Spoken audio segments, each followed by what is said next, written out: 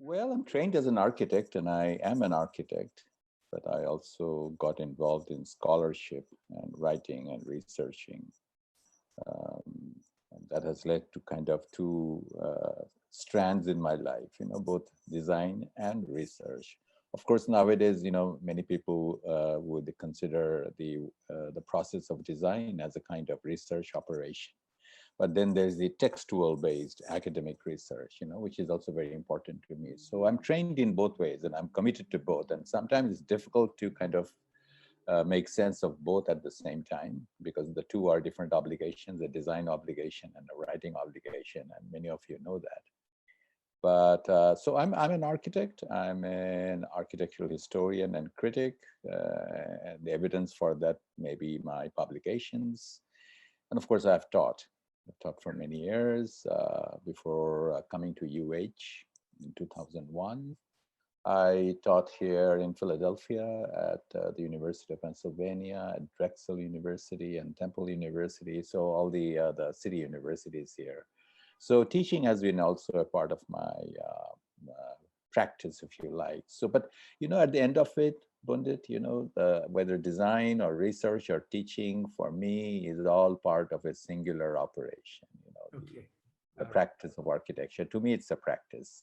I like to add one more thing to that. So, considering that, but lately, since even while I was teaching at UH, I think my interest increasingly became the city, and of course, city in the tropics more than anything else.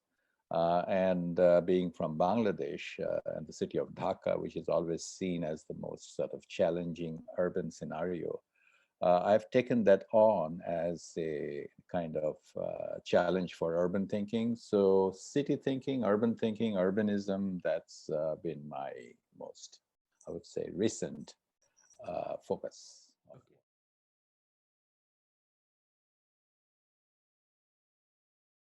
Right. Well, there are multiple aspects to it, I would say, and the multiple aspects grow from one to the other. Sometimes they intersect, but sometimes they can go into different directions also.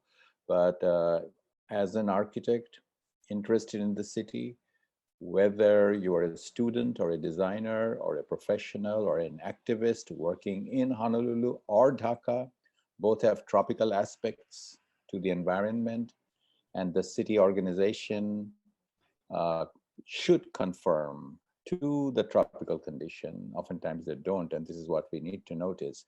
So all those people that I just mentioned should have a tropical agenda in urban thinking. That's number one, I think. Okay. And for me, when I started to look at cities very closely, especially Dhaka, but then when I was teaching at UH, I did many studios in and around Honolulu, and they all had tropical aspects to it. So, what is that tropical aspect? And I said many strands. But number one is the thinking basically about architecture. Forget even the city, the basic notion of architecture in the tropics, if you like. The tropics is a particular ecological environment, right? An ecological condition or an environmental condition. We are all familiar about that. I don't have to emphasize that. So, but what then should the nature of the architecture be in such a condition? In our just earlier discussion, you mentioned the work of David and Martin, where they would like to kind of reduce things, right? Take away things. But that's a very ancient concept in tropical conditions, which is to say that the less sort of fabrication, the less sort of articulation you have, you feel comfortable. So the first condition is comfort, right? Nothing more than that. It's not a theological concept. It's not a religious concept. It's not a mystical concept, which can come later. The first one is feeling comfortable in the environment. So whether you're in the tropics or whether you're in hot, arid condition or cold condition, you need to feel comfortable. And human beings naturally would do certain things to achieve that. So we do that our clothing, right? Right now it's hot and humid in Philadelphia, and I'm like wearing a short sleeve. In 1 month, I won't be able to do that. So I will naturally tend to feel comfortable. In the tropics, you would like to be less, right? Yeah. So people can go around in Honolulu wearing t-shirts and shorts and what have you, sleepers, I mean, that's the most, and in more pre-modern conditions, people lived, stayed, bare chested or what have you. So, but that's the comfort. And even, in our part of the world, in Asian context, that's how people lived, even with clothing. So as well as with buildings, in the tropical conditions, and here maybe Thailand and Bangladesh have a lot in common. The buildings need to be minimal. So the minimal is the only thing that you need to have is a roof. That's all you need. Why? Because two things: to actually to throw away the rain, the heavy rain, because in tropical places also are places where it rains a lot.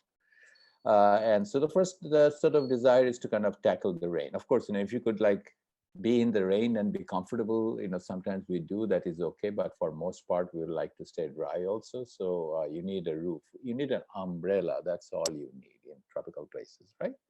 And whatever shape the roof takes. And it's interesting, if you move from Bengal, Bangladesh to Burma, to Thailand, to Cambodia, to Vietnam, you see interesting roof shapes happening, but it's basically the same roof. And the other thing is to kind of tackle the harsh sun, not all part of the sun, but harsh sun and the strong rain. So for that, you need the roof. But also because it's very humid in such places, you need cross ventilation. Just Okay. very simple. And for comfort, you know the walls. Ideally, in tropical architecture, I'm talking about the minimal tropical architecture, you don't need walls. You need the breeze to come in and go out. And so what you need, and I don't have images to show here, but all you need are four pillars and the roof, like the Thai pavilion on East West Center, Okay. the Okay. Got beautiful it. Thai pavilion. So that's an example. You can put up those images. That's a iconic image, archetypal image, a paradigmatic image of a tropical building, whether be it in Bangladesh, Thailand, or Honolulu. So all you need is that and the columns, no wall. Okay, and you just sit and live there. The breeze passing through, that's it. Okay, but that doesn't work. That doesn't work because for many reasons, which are modern reasons perhaps, and some not so modern, whether privacy, security, management of wealth, possession of wealth, you need to put up walls. Okay. Okay. And sometimes also for climatic reasons. So if it rains hard, the rain comes in. Okay. So you need to have a protection. So that's a paradox architects have worked on with in tropical places. And it is an interesting paradox, interesting challenge. How to dissolve walls, but also have walls at the same time, Okay. right? So you can do it in multiple ways. You can have perforated walls like, bamboo or other kind of mesh, or you can have walls, brick walls, perforated or openings can close and open, or you can have the whole wall slide Hmm. or move up and down, okay, depending on the condition. But I think the idea of a permeable wall, uh, perforated wall, so that's an idea. And whatever material you work with, I know that David has been working with that idea with his slatted screen walls. That's one. But it's, as I said, it's an old concept. So I call this the pavilion model, the unit as a pavilion. By pavilion, I mean it's in the landscape. The next building or structure is a little at a distance, so you can have the breeze coming in and out. And then you have a little bit of landscape around it or openness around it, which can be a garden or orchard or fruit garden, what have you. So that to me is the fundamental idea of an architectural type in the tropics. Now, you mentioned again earlier with reference to David and Martin that they would like their architecture to be minimal or nothing, which is an interesting concept, and it's played out in architectural history way before.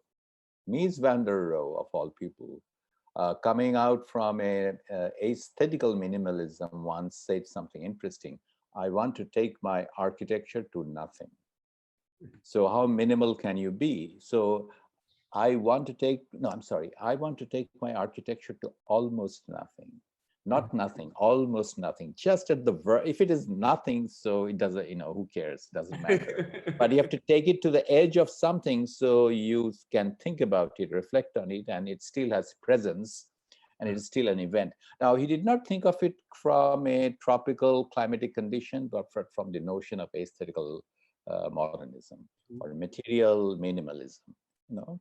But I think it works very well in tropical conditions, the idea of almost nothing, Yeah. I mean, so that should be possibly could be the dictum for the architectural type. Now, I mentioned the pavilion and its setting and all that. Now, that's at one strand. The next strand is, but we live in cities and complex situations and social situations, even in villages or small settlements, which are a cluster of units. So this has been my focus. My focus has not been just the pavilion type I mentioned before, but how do you group them together? How you make an ensemble? How you make a complex? Whether it's a religious complex, whether it's a village or in the city, a bunch of houses, a settlement, that's where the challenge comes in. So how do you group them together out of social reasoning? And how do you group them together considering this whole climate business, airflow and all that, because you can't just, push them together into a dense clustering as you can do in hot, dry places, as in the Middle East and other places, Right. which is where you need that climatically. You need to kind of cluster them together, like densification. In tropical places, you need to pull them apart, right? Yeah. Which architect like Charles Correa mentioned it very nicely. He called it disaggregation, like, disaggregate, Disaggregation. not Okay. aggregate, disaggregate, So an architect interested in the city, in the tropics, needs to know the art of disaggregation. And also, but now mentioning Korea, he did say some wonderful things. He has an article you might want to pull up. It's called, I think Okay. it's called "A Place in the Sun." That's what A it is place called. in the sun. Okay. Right. So architecture in the tropics is about a place in the sun, which is the name of an old Hollywood movie. The article plays on that, a place in the sun, because in the tropics, it's also about, sun is very hot, it can be humid, but it's being in the sun, like in Hawaii, you could be in the sun or you could be under a tree, a light breeze. It's just beautiful, right? So, like a little celebration of the sun, which also means to be in the sun or out in the sun or out in the open, a celebration of open spaces. So it's not only about being in a structure, whether it's a Thai pavilion or any pavilion, but also stepping out, right, out in the open. So from the unit, there is a continuum from inside to semi-inside to semi-outside to outside. So what people in the tropics enjoy is like this progression back and forth between those conditions. So which sometimes in air-conditioned spaces, we can't have that. We drastically inside and drastically outside and drastically cold and drastically hot. So that nuanced environment is hard to achieve, or, if you can achieve that with air conditioning, that's good. But in tropical places, historically, traditionally, people have achieved that nuanced condition, of totally inside and totally outside. So designing cities involve that, to create those nuanced conditions. Sorry. Yeah. So that's one strand. The other strand, thinking about the city, which also I'm very much interested in now, and which involves especially Bangladesh, is about the larger ecological condition. Like in Bengal, as you know, is a delta, and it's a condition of multiple rivers. One of the greatest rivers, the Ganges, flows through it. And it is about, so the tropical condition is played out in monsoon rain, heavy rainfall, fluctuating rivers, sedimentation, and all that. So it's a very hydrologically rich environment, Yeah. and you have to live with that. Okay. Yeah. So now I'm talking about, like, the idea of land and site. Uh-huh. Oftentimes the land and site is very fluid, very Right. flexible. Yeah. Sometimes it even doesn't exist. When the water comes in, land doesn't exist, but we'll have to live with it. So how in that condition would you consider making cities? You can make a little structure here and there. So that's the other challenge. And that challenge leads to thinking about new ecological values, ecological issues, and even the whole topic of climate change comes in there. Okay.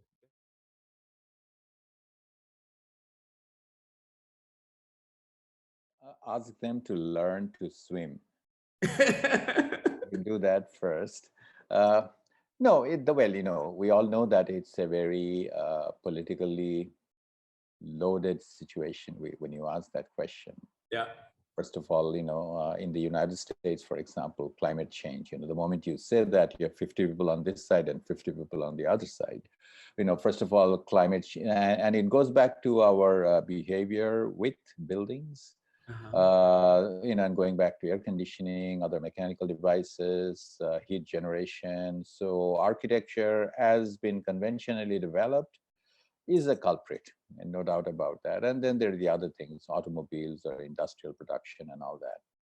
So it's looking at things at a larger scale, and it boils down to maintaining a certain kind of lifestyle, which is, and that lifestyle is manufactured and sold, and we are the consumers of that, and it's very difficult to move away from that. Even this, well, frankly, Pandit, this, you and I are talking via Zoom on a laptop, and this is generating energy. I don't know how many trees is being killed right now because of our conversation, right? Or the phone. So it's a conflict, and it's a very darkly embedded conflict we all live through. Yeah. Okay, so you can do one thing extreme, that you can just give all that up and move to the forest if you have a little forest left, or you can be very attentive to a kind of lifestyle that's contributing to this. And then, for some people whom I salute, they are activists or organizers who can make people aware of the dark side of our development. So we need to do that. We can't stop that. And as architects, we can do a few things. We can analyze, measure, and represent the catastrophe that may come if we just let it go. Okay, we can do one thing. That's a kind of analytical and way of visualizing and showing people. And we do that in schools and all that. We can do exhibitions. We can do events. You need to. An architecture school should be at the forefront doing that. Not the Department of, say, I don't know, religious studies. Of course, they can do that, but architecture school should be at the forefront. And the other thing is that, okay, through design studios and all that, you can think of radical, interesting ways of overcoming this. So there are a couple of ways. Okay, that's very good, Kazi. I'm doing a studio that I bring students to visit churches around Manoa and Makiki, and majority of them are not doing so well because there's a decline in attendees, people that come to church, because it gets too hot, and a lot of them want to have aircon to attract those that are older and donate money to the church.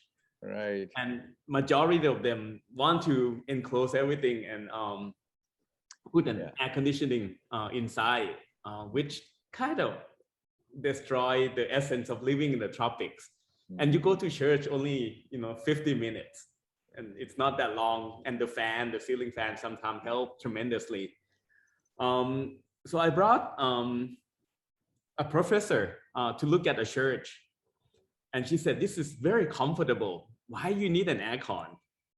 And she mentioned that, instead of, cooling the whole space, there's a new technology that they have, like air conditioning suit, so that you can wear and just preach, as a pastor, you can stay cool, because a lot of the time the pastor have to wear very traditional outfit when they preach. And it gets so hot, and all these decoration that they wear. So it's something that I've been thinking. And when I visit a lot of countries in Asia, especially in China, the architecture itself, it's very minimal, but they can add things to it. For example, the stove, become a place where people can sit around to get the warmth air from that, for the colder climate area. But one thing that I see more in those cultures is they saw the problem, from their own inner self. They wear more layers, Right. for their clothing. They don't go out and just try to enclose or pump the heat into the space. So that's something that I tend to think that we should start with our own self. That's my personal take on it, especially here. Because a lot of the time we try to buy clothing from the Italy or places, and it's super hot to wear those here. So it's one thing that we should encourage, top Sure. naked environment. Sure. I mean, that's what I mentioned earlier. It starts with being comfortable with where you are, and it starts off with clothing first of all, and then the building, and then building and clothing back and forth. Yeah. So clothing, yes, well, with certain rituals and all that, well, religious rituals, people have adopted a certain kind of clothing coming from elsewhere, which are colder places, which doesn't work in hot, humid conditions, but Yeah. still people do that. In the Indian subcontinent, lawyers wear these black robes and a wig.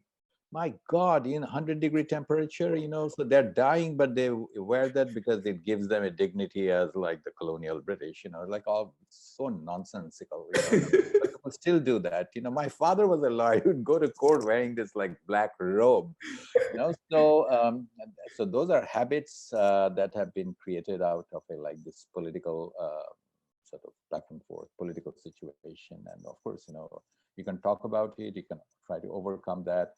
And of course, so if you think that all fashion is like cold climate oriented fashion generated in Milan or Paris, well, I don't know, maybe Honolulu should try to become another sort of fashion capital of the world, but like the tropical fashion, I know. So no, but this is interesting. Like talking about tropical, one thing that was on my mind when you mentioned about this conversation.